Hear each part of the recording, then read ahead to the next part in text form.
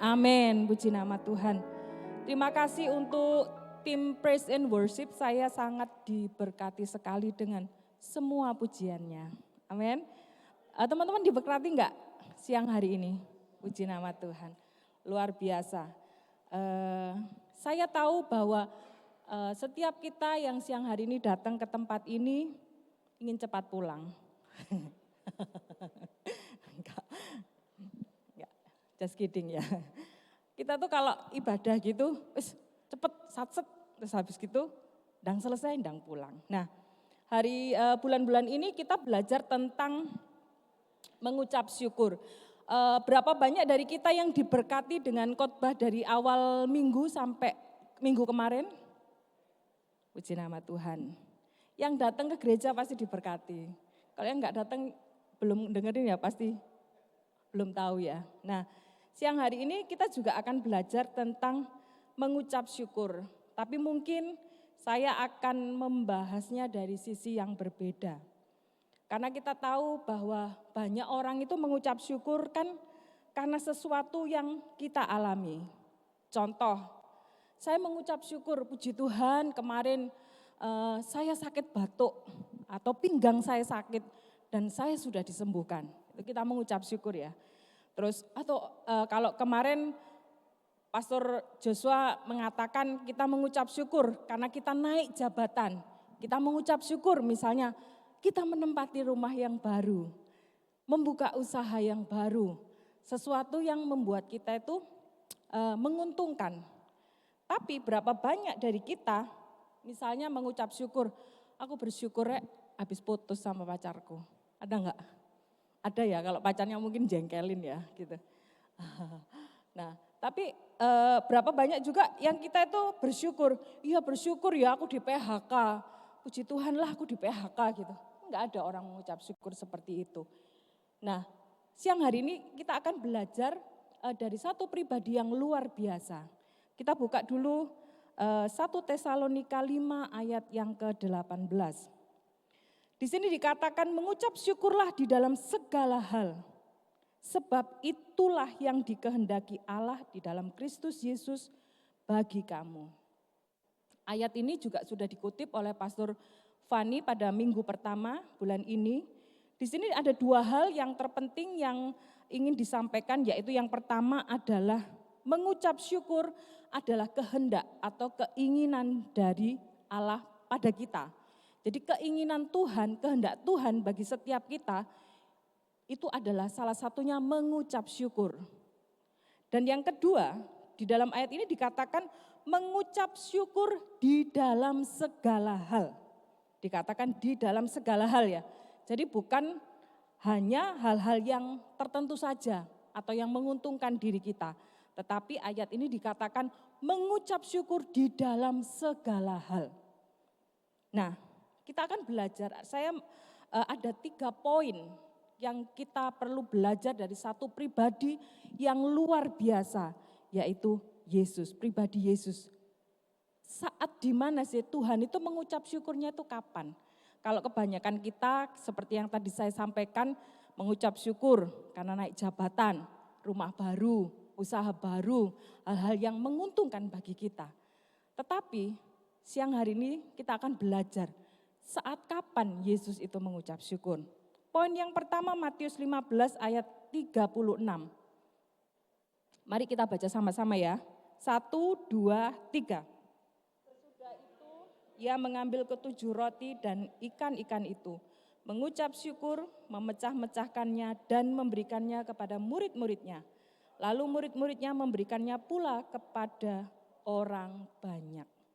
Nah, saya enggak perlu menjelaskan panjang lebar, nanti kalau kita baca di dalam Matius 15 ayat yang ke-36 ini adalah saat di mana Yesus setelah melayani banyak orang dan dikatakan di Injil yang lain juga dikatakan mereka tuh sudah 3 hari ngikut Tuhan Yesus itu 3 hari. Bisa dibayangkan ini istilahnya Yesus itu kemana-mana istilahnya diikutin, istilah orang Jawa ngomong ditut ya. Ditut, diikutin kemana-mana dan dikatakan di ayat itu kalau kita baca semuanya di dalam perikop itu mereka itu lapar. dan tempat di mana mereka saat itu berada adalah tempat yang sangat tidak memungkinkan untuk mendapatkan makanan dengan sebanyak itu orang.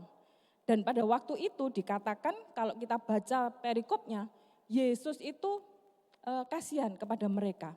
Dan dia berkata kepada muridnya, enggak mungkin orang banyak ini saya suruh pulang dan tanpa dikasih apa-apa gitu loh. Dan muridnya juga jawab, lah tapi mau dapat dari mana tempat yang begitu sulit untuk mendapatkan makanan dan Yesus mau memberikan makan kepada banyak orang di tempat itu. Dan Yesus berkata, apa yang ada padamu sekarang? Kalau di beberapa di Injil yang lain dikatakan 5 roti 2 ikan ya, ini cerita yang terkenal. Nah di sini pada akhirnya Yesus hanya mendapatkan 5 roti, 7 roti dan ikan-ikan. Kalau dilihat secara faktanya, kenyataannya dengan jumlah orang yang begitu banyak, itu tidak mungkin untuk istilahnya mau dibagi-bagi, itu tidak mungkin. Tetapi fakta yang ada itu seperti itu. Nah, tapi ayat ini luar biasa. Dikatakan sesudah itu ia mengambil 7 roti dan ikan-ikan itu. Dan dikatakan apa? Mengucap syukur, memecah-mecahkannya dan memberikannya kepada murid-muridnya. Lalu murid-muridnya membagikannya. Dan kita tahu di akhir dari perikop ini, ternyata setelah dibagi-bagi, setelah dipecah-pecahkan, itu sisa berapa? 12 bakul. Menarik buat saya untuk kita itu membayangkan ya, mengimajinasikan situasi pada saat yang Yesus hadapi pada waktu itu. Dia memiliki satu kerinduan, tetapi pada kenyataannya itu tidak ada sesuatu yang memungkinkan untuk terjadi. Dan di sini yang menarik, yang sebetulnya pada waktu diberikan tema ini saya tuh bergumul juga.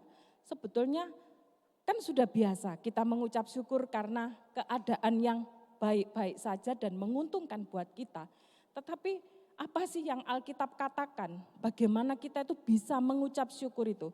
Dan Yesus ini memberikan salah satu contoh yang luar biasa. Poin yang pertama, di sini dikatakan mengucap syukur di dalam situasi yang sulit atau keadaan yang terdesak.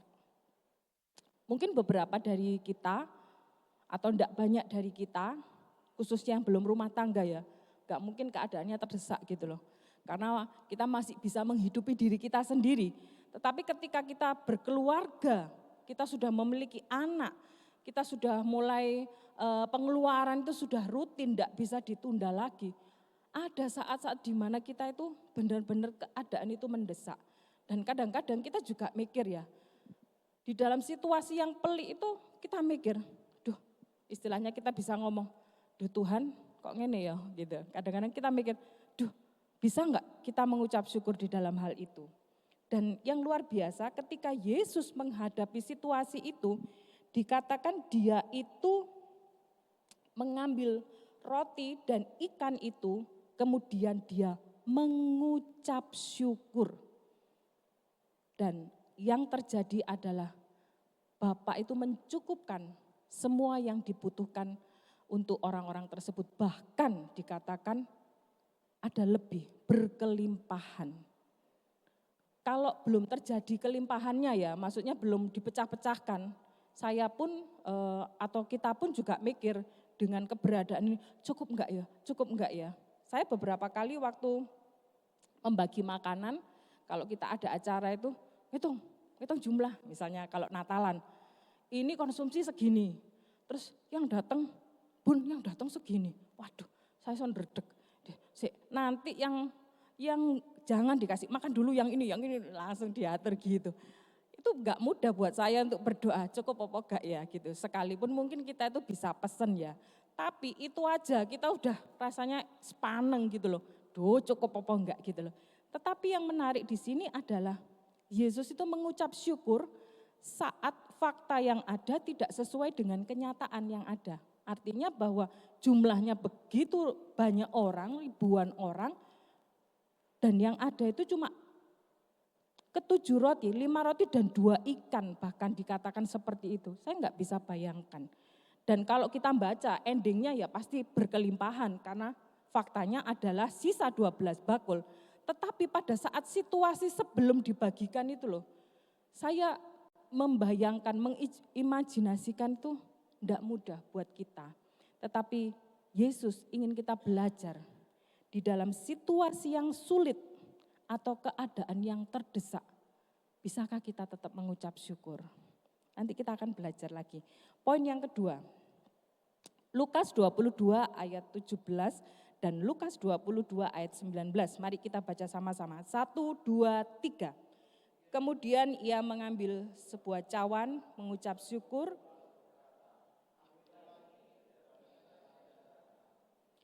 Lalu ia mengambil roti, mengucap syukur, memecah-mecahkannya dan memberikannya kepada mereka. Katanya, inilah tubuhku yang diserahkan bagi kamu. Perbuatlah ini menjadi peringatan akan aku. Hal yang kedua yang saya belajar dari Yesus, bagaimana dia mengucap syukur, itu adalah di dalam situasi di mana itu adalah hari-hari terakhirnya dia. Dan dikisahkan di Lukas ini bahwa itu adalah saat-saat terakhir dia bersama dengan murid-muridnya. Dia mengajak muridnya berkumpul dan setelah itu dia akan melalui jalan salib, penderitaan yang harus dia lalui. Karena dia tahu bahwa tujuannya dia ke dunia ini apa dia sudah tahu. Dan di sini dikatakan kemudian dia mengambil cawan. Kita tahu bahwa cawan ini satu simbol. Cawan ini bukan untuk istilahnya kalau kita mikir untuk senang-senang ya cawan ini. Tetapi ini adalah satu lambang penderitaan yang akan dia lalui. Dan dikatakan kemudian ia mengambil sebuah cawan. Dan dikatakan apa? Mengucap syukur, lalu berkata, ambillah ini dan bagikanlah di antara kamu. Terus kemudian berikutnya dia mengambil roti juga dan dikatakan apa? Dia mengucap syukur, memecah-mecahkannya dan memberikannya kepada mereka. Poin yang kedua yang kita perlu belajar tentang mengucap syukur adalah ketika kita dalam menghadapi pergumulan yang berat. Di ayat berikutnya dikatakan di situ pada waktu Yesus berdoa di Taman Getsemani setelah kejadian ini, dikatakan di situ bahwa peluhnya itu seperti apa? Butiran darah. Artinya dia mengalami satu pergumulan yang berat dan dia tahu bahwa ini adalah yang dikehendaki Bapa di dalam hidupnya gitu loh. Dan meskipun secara pribadi Yesus itu adalah Allah 100% dan manusia 100%. Tetapi secara manusia dia juga pasti ada kegentaran. Karena di Taman Getsemani itu dikatakan bahwa dia sampai 3 kali mengucapkan kalau memang ini kehendakmu dan bukan kehendakku. Itu artinya bahwa dia memang benar-benar bergumul di dalam saat-saat itu. Tetapi luar biasanya justru ketika dia mau mengalami pergumulan itu dan dia tahu bahwa ini saat-saat terakhir dia bersama dengan murid-muridnya, dia katakan apa? Dia mengucap syukur untuk apa yang akan terjadi nanti itu loh. Karena dikatakan dia mengangkat cawan yang merupakan tanda dari penderitaannya dan roti yang merupakan juga penggenapan dari kehendak Allah di dalam hidupnya. Dan dia dikatakan mengucap syukur. Saya masih ingat waktu beberapa 3 tahun yang lalu kurang lebih ketika ibu saya itu sudah mulai ya sakit lah dikatakan seperti itu sekalipun tidak parah. Dia itu kayak udah kerasa kalau mau dipanggil Tuhan gitu ya. Dia itu ngomong ke saya, nanti kalau gak ada aku siapa yang jaga Josie, siapa yang jaga anak-anak gitu. Itu sambil nangis, saya ikut nangis ya, maksudnya aduh masa mau beneran mau pergi gitu loh.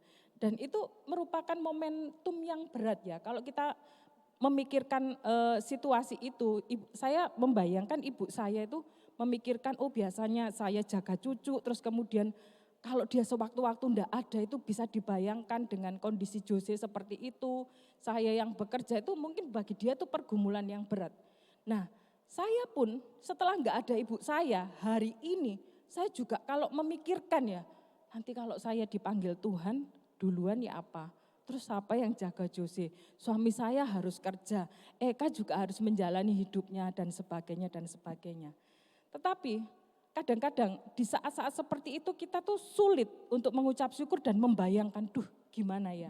Tetapi saya belajar dari pribadi Yesus ketika dia akan mengalami satu penderitaan di mana itu adalah kehendak Bapa di dalam hidupnya. Dia tuh bisa loh mengucap syukur. Bahkan dikatakan dia mengambil cawan, mengangkat, kemudian dia mengucap syukur. Mengambil roti juga, dia mengucap syukur. Bagi banyak dari kita, mengucap syukur itu kan sesuatu yang membuat kita happy gitu loh. Bukan membuat kita sedih. Tetapi kita belajar dari pribadi Yesus, dia mengucap syukur ketika mengalami pergumulan yang berat. Bahkan dikatakan peluhnya itu sampai seperti butiran darah. Siang hari ini kita mau belajar. Penderitaan itu buat masing-masing dari kita itu berbeda-beda ya. Kalau Tuhan Yesus adalah sebelum penyalipan itu. Mungkin bagi kita beberapa orang, ada beberapa jemaat yang mengalami penyakit kronis, itu adalah satu penderitaan. Atau kita mengalami masalah yang pelik, itu juga satu penderitaan buat kita. Nah siang hari ini, firman Tuhan berkata bahwa bisakah kita mengucap syukur di saat kita itu tahu akan menghadapi situasi yang sulit itu. Saya juga masih ingat pada waktu kurang lebih 14 tahun yang lalu ya. Seperti Mea, seperti Ibu Jessica dan juga Tabita hamil, mau anak kedua kan seneng, apalagi anaknya laki gitu ya. Anaknya laki dan kemudian anak saya yang pertama perempuan, jadi yang kedua laki kan seneng, genep gitu ya. Oh pagi sudah mau operasi itu seneng gitu, pokoknya nanti sore, bapak saya masih ingat, nanti sore ke rumah sakit ya, iya wis Pak, pokoknya jangan ikut pagi ini, saya kan operasi pagi, jangan ikut pagi ini. Dan setelah, singkat cerita setelah menjalani operasi, itu saya lihat mimik wajah suami saya tuh berubah gitu loh, enggak seperti yang anak pertama. Waktu dia nganterin saya ke ruang pemulihan itu, saya kok mikir kok mukanya gini, terus dia bilang, saya tak pergi dulu ya. Terus dia, oh saya ngomong, loh kamu mau kemana? Dia bilang, saya mau ke dokter Sutomo. Saya kaget, waduh siapa yang kecelakaan gitu loh. Karena kebetulan pagi itu ketika saya mau menjalani operasi sesar anak kedua itu, keluarga dari Malang, keluarga suami itu lagi on the way ke Surabaya. Istilahnya juga mau datang gitu loh. Saya pikir ada kecelakaan apa gitu. Dan akhirnya suami saya ngomong, iya anak kita harus dibawa ke dokter Sutomo. Itu langsung setelah sesar itu enggak kerasa sakit sama sekali. Tapi saya enggak bisa lari karena ini kan masih kena bios ya. Saya kaget dan singkat cerita 3 hari kemudian saya diinformasikan bahwa anak saya enggak ada anusnya. Terus ketambahan lagi yang tidak pernah saya bayangkan sampai hari ini adalah dikasih tahu bahwa Jose ini Down syndrome gitu. Dan itu tidak pernah saya bayangkan. Dan hari itu saya langsung, maksudnya hari yang dimana saya paginya itu pengennya mengucap syukur dan siangnya saya mendengar dan hari berikutnya itu mendengar itu dan hampir 1 bulan Jose ada di rumah sakit dengan segala perawatannya. Nah, kadang-kadang ketika kita mau menjalani kehidupan kita, ada kalanya kita itu tahu bahwa di depan sana akan ada jalan yang mungkin berat akan kita lalui. Tapi pertanyaannya, apakah di dalam doa kita tetap bisa mengucap syukur? Ataukah kita berkata, Tuhan aku ini tidak layak loh seperti ini, wong aku anakmu, anak raja, masa sengsara? Aku ini anak raja, masa ngalami kesusahan, aku ini sudah melakukan ini, melayani Tuhan, memberi yang terbaik dan sebagainya. Kenapa kok aku harus mengalami ini? Mungkin ada kalanya seperti itu. Tapi kita bisa belajar dari pribadi Yesus. Di sini dikatakan ketika dia akan menghadapi satu penderitaan yang berat dan tidak pernah ada penderitaan yang lebih berat daripada apa yang Yesus tanggung, itu dia tetap bisa mengucap syukur. Yang ketiga, Yohanes 11 ayat 41. Mari kita baca sama-sama. 1, 2, 3. Maka mereka mengangkat batu itu. Lalu Yesus menengadah ke atas dan berkata, Bapa, aku mengucap syukur kepadamu karena engkau telah mendengarkan aku. Puji Tuhan, di dalam Yohanes ini kalau kita baca perikopnya itu adalah tentang kematian dari Lazarus. Di mana semua itu sudah ribut, sudah crowded pokoknya, yang keluarganya ini menangis, si Maria dan saudaranya itu bingung ini pada waktu sebetulnya awalnya kalau dibaca di dalam Alkitab itu pada waktu dia sakit Yesus ini sudah dikasih tahu, tapi kemudian dia seolah-olah memperlambat kedatangannya. Jadi dia sudah dikasih tahu dan dia berkata bahwa Lazarus itu tidur, dikatakan seperti itu. Padahal maksudnya dia adalah mati. Dan singkat cerita, di mana pada waktu Yesus datang, itu adalah kalau secara manusia, itu bagi mereka orang-orang di sekitarnya adalah terlambat. Loh, kamu kan sudah dikasih tahu toh Yesus bahwa Lazarus ini sakit dan dia harus dilakukan sesuatu, istilahnya seperti itu. Dan ternyata Yesus ini datang ke situ di mana memang Lazarus sudah mati atau meninggal. Dan di saat orang lain itu berkata bahwa sudah terlambat dan istilahnya orang sudah pada ribut, galau dan sebagainya. Akhirnya Yesus datang dan terjadilah seperti di dalam Yohanes 11 ayat 41, maka mereka mengangkat batu ini. Lalu Yesus menengadah ke atas dan berkata, Aku mengucap syukur kepadamu karena engkau telah mendengarkan aku. Menarik sekali buat saya, kenapa? Karena di tengah-tengah orang itu mempertanyakan ya dirinya, itu Yesus masih bisa mengucap syukur. Poin yang ketiga, di sini saya catat bahwa mengucap syukur saat tidak ada harapan dan iman percaya kita juga dipertanyakan. Saya tidak tahu dari kita apakah pernah mengalami hal ini seperti yang Yesus alami. Kalau kita baca di situ Yesus bahkan ngomong kepada Bapak bahwa orang-orang ini seolah-olah kayak nggak percaya gitu loh dengan dia. Dan di situ dikatakan Yesus mengucap syukur. Kita tahu bahwa dikatakan karena engkau telah mendengarkan aku. Dari doanya Yesus tersirat ya bahwa benar-benar Yesus tahu Bapak itu menyertai dia. Yesus tahu yang terbaik yang Bapak bisa lakukan di dalam hidupnya. Ada kalanya di dalam perjalanan iman kita itu kita juga dipertanyakan. Istilahnya, kamu istilahnya seperti tadi, kamu sudah melayani kok masih ngalami gini ya. Kamu sudah bekerja keras tapi kok sik miskin ya. Gitu. Sebel banget ya. Kamu ganteng tapi kok gak laku ya. Atau cantik tapi kok belum dapat jodoh gitu loh. Gak enak pokoknya kalau dengerin orang-orang di sekitar kita itu gak enak. Padahal di lain sisi kita itu sungguh-sungguh kepada Tuhan dan seolah-olah pokoknya kalau jalan sama Tuhan itu mah lempeng-lempeng, diberkati, tidak ada masalah kayak jalan tol. Gitu.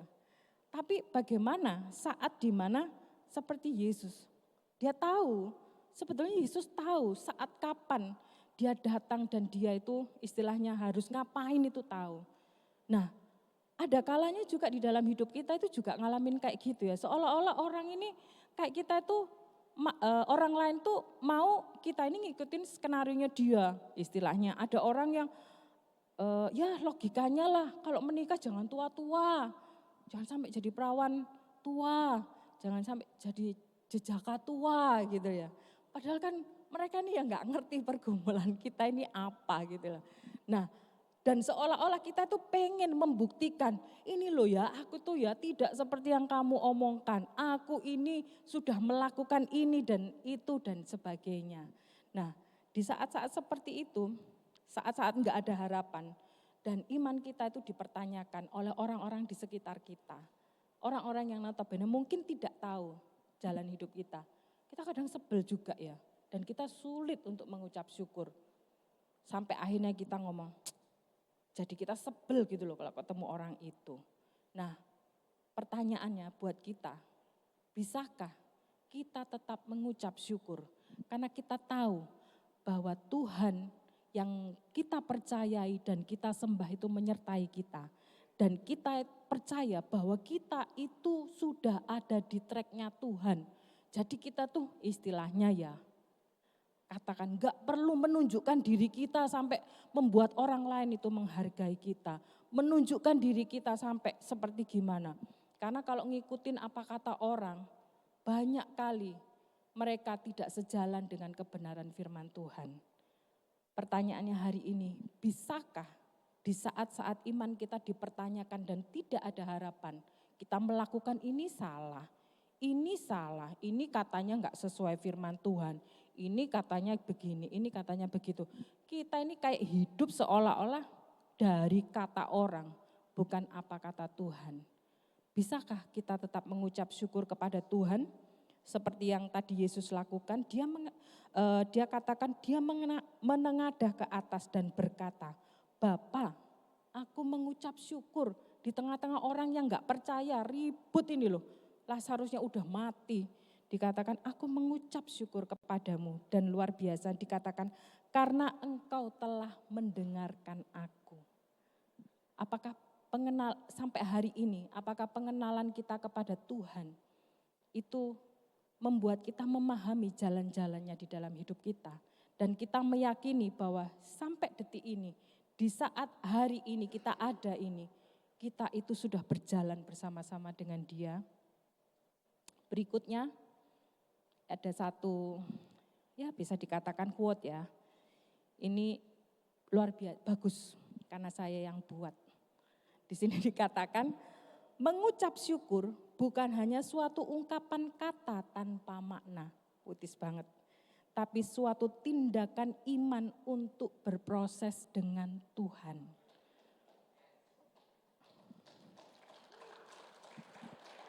Duh, saya jadi salting. Oke, cukup. Maksudnya apa sih? Nah, mengucap syukur itu artinya gini loh. Kita itu, kita menerima sesuatu, kita ngalami sesuatu atau menerima sesuatu, kita tuh bisa mengucap syukur. Tetapi katakan mengucap syukur itu tidak hanya seperti itu.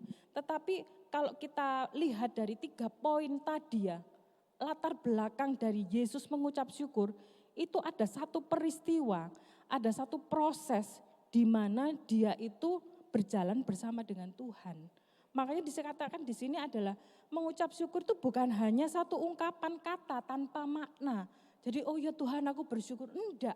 Tetapi pada saat kita tuh mengucap syukur loh, seperti Tuhan tadi dikatakan ketika dia menengadah, dia mengucap syukur itu loh, banyak orang loh mempertanyakan tentang keberadaannya, kemampuannya dia. Terus di lain sisi tadi, ketika dia mengucap syukur membagi-bagikan cawan dan roti itu di mana dia tuh sedang mengalami pergumulan untuk akan menjalani jalan salib di depan sana. Itulah sebabnya dikatakan bahwa mengucap syukur itu bukan hanya suatu ungkapan, kata tanpa makna, tapi suatu tindakan iman untuk berproses dengan Tuhan. Ada satu yang terakhir, satu kata-kata ya. Di sini dikatakan, siapa saja dapat berterima kasih kepada Tuhan untuk hal-hal yang baik. Namun ketika kamu dapat berterima kasih kepada Tuhan bahkan di dalam hal-hal buruk, imanmu itu bertumbuh dan akar spiritualmu makin dalam. Di sini diungkapkan oleh salah satu penulis buku yaitu Rick Warren ya. Siapa Rick Warren itu? Saya akan tutup dengan kisahnya Rick Warren ini. Rick Warren adalah seorang pendeta Kristen Baptis ya, dari gereja Baptis, seorang penulis buku dan juga pembicara sekaligus pendiri dan gembala dari gereja Saddleback di California, Amerika. Ia adalah penulis buku terkenal yang mungkin beberapa dari kita juga sudah pernah baca, Purpose Driven Life dan juga Purpose Driven Church ya. Bukunya sangat bestseller pada saat itu. Dan pada tanggal 6 April 2013, dia memiliki putra bungsunya yang bernama Matthew, berumur 27 tahun, melakukan bunuh diri dengan cara menembak kepalanya sendiri. Padahal itu terjadi setelah malamnya mereka itu berkumpul bersama keluarga. Jadi setelah malam berkumpul bersama keluarga, tanggal 5-nya itu, tanggal 6-nya si Matthew berumur 27 tahun ini, dia itu bunuh diri. Dan itu menjadi satu cerita yang sangat mungkin menyedihkan ya. Karena Rick Warren ini adalah seorang penulis buku yang sangat terkenal dan gerejanya itu sangat besar pada saat itu. Dikatakan ungkapan dari Rick Warren ini apa? Tak ada kata yang dapat mengungkapkan duka mendalam yang kami rasakan saat itu.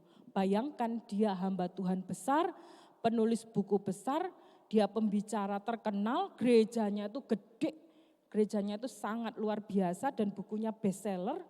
Kemudian di dalam kisah hidupnya dikatakan anaknya yang bungsu berumur 27 tahun itu mati bunuh diri loh, bayangkan. Mungkin banyak orang, loh hamba Tuhan kok gak dikonselingi sih anaknya Pak Rick, atau kok gak didoakan, pelepasan, ditengking dan sebagainya. Nah dia berkata seperti ini, hanya orang-orang yang terdekat yang tahu bahwa ia berjuang melawan penyakit mental sejak lahir. Lubang-lubang gelap, depresi, dan bahkan pikiran untuk bunuh diri. Meskipun telah diberikan dokter dan obat-obatan, konselor dan doa terbaik Amerika untuk kesembuhan, siksaan penyakit mental tak pernah mereda sampai di akhir hidupnya. Kadang-kadang kita itu mengucap syukur itu kan seolah-olah kayak sesuatu yang hanya baik-baik dan menguntungkan diri kita yang biasanya kita lakukan.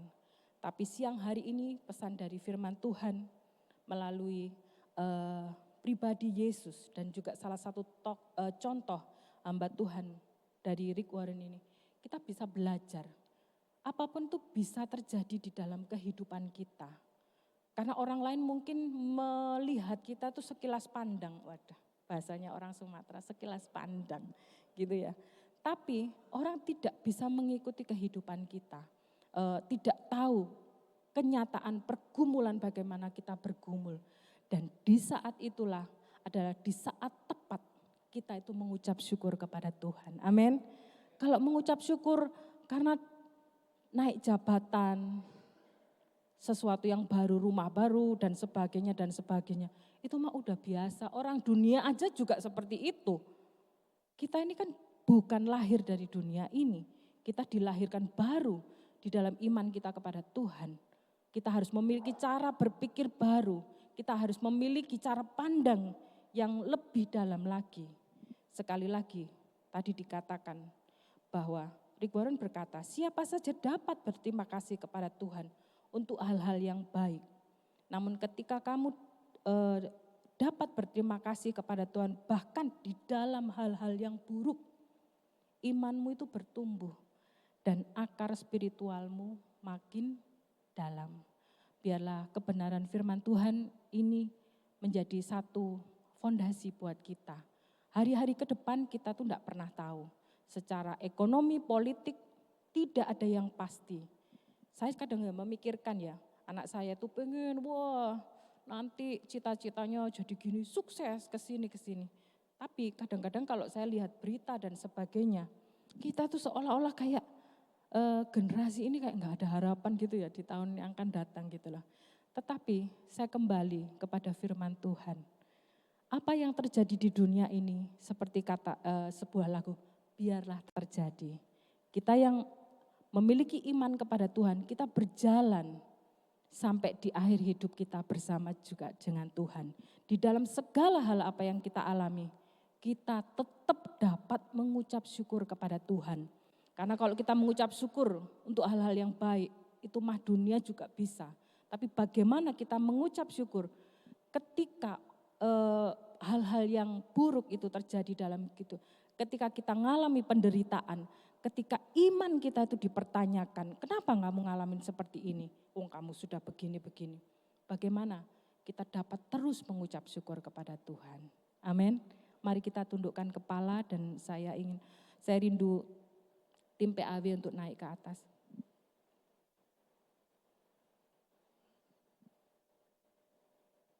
Mari sama-sama kita bangkit berdiri.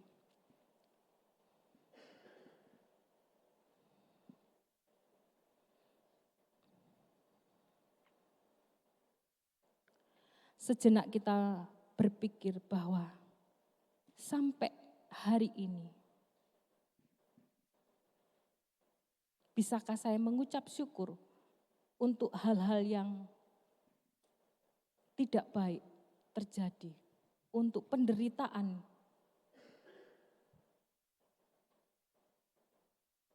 untuk iman yang dipertanyakan, untuk situasi yang mendesak, yang terdesak, seolah-olah menghimpit kita, membuat pilihan-pilihan kita itu terpojok dan tidak ada jalan. Masih bisakah kita mengucap syukur kepada Tuhan? Seperti yang Yesus lakukan. Dia mengucap syukur kepada Bapa, bukan karena dia mengalami hal-hal yang baik atau mengalami hal-hal yang menguntungkan untuk dirinya secara manusia, tetapi dia mengucap syukur karena dia mengenal Bapa. Dia tahu bahwa kehadirannya di dunia ini adalah menggenapi rencana Tuhan. Biarlah siang hari ini menjadi bahan perenungan buat kita. Sama seperti Yesus, kehadiran kita pun di dunia ini adalah satu bentuk kehendak Allah supaya kita menggenapi rencananya di dalam situasi apapun.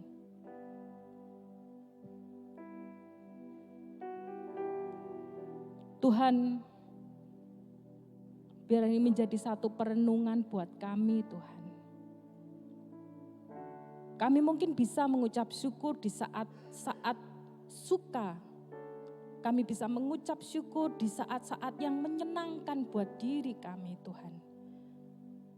Tetapi satu pertanyaan yang besar siang hari ini, bisakah kami mengucap syukur ketika kami mengalami hal-hal yang pelik, ketika kami mengalami hal-hal yang terhimpit, ketika kami tahu bahwa di depan sana ada satu jalan yang mungkin tidak enak kami akan jalani.